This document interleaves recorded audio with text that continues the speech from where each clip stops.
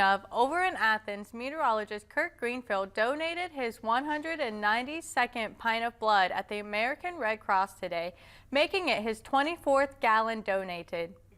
Kirk started donating blood to the American Red Cross when he was in college and has been a regular donor to the Red Cross ever since. Kirk says that he scheduled his donation the day after Christmas because of the need to give back. A volunteer with the American Red Cross South Central Ohio chapter, Sandy Shuri, says it's important to donate even in the holiday season.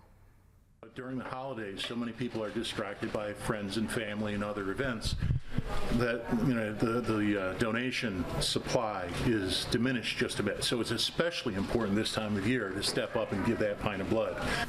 A large amount of the blood donations that are given, platelets especially, are for cancer patients, and that need goes on. And over the holidays, of course, people get busy with their families, and we understand it, but when someone's lying in that bed and they need blood, we've taken on the commitment to have it collected, processed, and ready for them to help them have more life. Our Peyton Brooker will have more on this story in Athens later tonight.